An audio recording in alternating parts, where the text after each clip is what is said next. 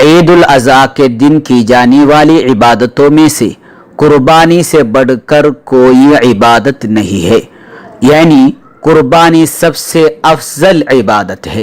ऊंट ऊंटनी, बैल गाय, भैंस भैंसा, बकरा बकरी, मेंढा मेंढी, ये सब कुर्बानी के जानवर हैं, यानी इन जानवरों में ही कुर्बानी दुरुस्त होती है। इनके अलावा जानवरों में कुर्बानी दुरुस्त नहीं होती। ईद के दिन और शब के अखराजात के बाद बची हुई रकम अगर इतनी हो जिससे कुर्बानी कर सकता हो तो कुर्बानी सुन्नत मुअक्कदा है, यानी कुर्बानी को तर्क करना मकरूह है, मकरूह तंज़ीह। अलबत्ता एक घर में एक से ज़्यादा लोग हो और वो तमाम कुर्बानी पर इस्तिताअत रखते हो तब भी उनमें से किसी एक की तरफ से कुर्बानी करना काफ़ी है, यानी बकिया लोगों की तरफ से कुर्बानी न करना मकरूह नहीं, इसलिए कि एक घर में एक से ज़्यादा लोग हों तो उनका कुर्बानी करना सुन्नत किफ़ाया है, यानी किसी एक के करने पर उस घर के बकिया अफराद की तरफ से कुर्बानी करने का तलब साकित हो जाता है। अलबत्ता सवाब सिर्फ कुर्बानी जिसकी तरफ से की गई हो उसी को ही मिलेगा। एक शख्स अगर दूसरे शख्स की तरफ से कुर्बानी करना चाहता है तो उस दूसरे शख्स की इजाज़त लेनी होगी। जैसा कि बीवी की तरफ से कुर्बानी देना चाहता है तो बीवी की इजाज़त लेनी होगी। इसी तरह माँ की तरफ से कुर्बानी देना चाहता है तो माँ की इजाज़त लेनी होगी। बच्चे की तरफ से कुर्बानी करना चाहता है तो बच्चे की इजाज़त लेनी होगी। हाँ, अगर बच्चा नाबालिग है तो फिर उसकी इजाज़त के बगैर ही उसका अब्बा कुर्बानी कर सकता है, वालिद कुर्बानी कर सकता है।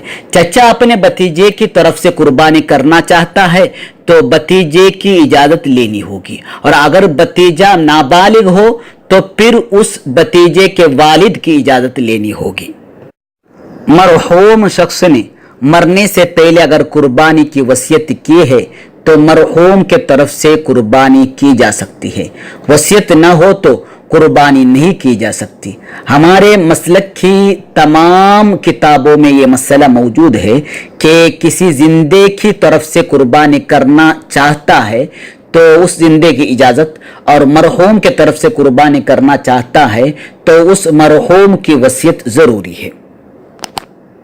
बाज़ लोग हुज़ूर सल्लल्लाहु अलैहि वसल्लम की तरफ से कुर्बानी करते हैं, ये दुरुस्त नहीं है, इसलिए कि अली रज़ियल्लाहु ताला अन्हु के अलावा किसी और के लिए हुज़ूर सल्लल्लाहु अलैहि वसल्लम ने कुर्बानी की इजाज़त नहीं दी है।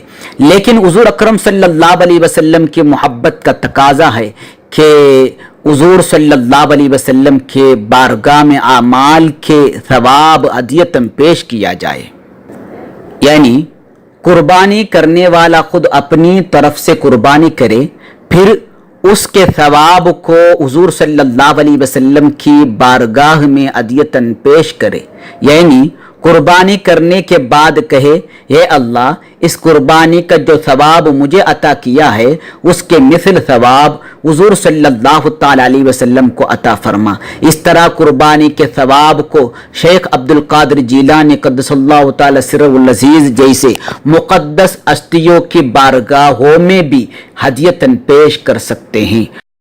कुर्बानी खुद की तरफ से करना, फिर उसके सवाब को हुज़ूर सल्लल्लाहु अलैहि वसल्लम की बारगाह में ईसाल करना, यानी ये दुआ करना कि ए अल्लाह, जो सवाब मुझे मिल रहा है उसके जैसे सवाब हुज़ूर सल्लल्लाहु अलैहि वसल्लम को पहुंचा दे। इस तरह हर अमल के सवाब हुज़ूर सल्लल्लाहु अलैहि वसल्लम को पहुंचा सकते हैं। कुर्बानी में भी इस तरह किया जा सकता है। शेख अब्दुल कादिर जीलानी रज़ियल्लाहु ताला अन्हु की बारगाह में भी पहुंचा सकते हैं, ख्वाजा गरीब नवाज की बारगाह में पहुंचा सकते हैं। इसे ईसाल सवाब कहते हैं। वल्लाहु व रसूलुहु आलम।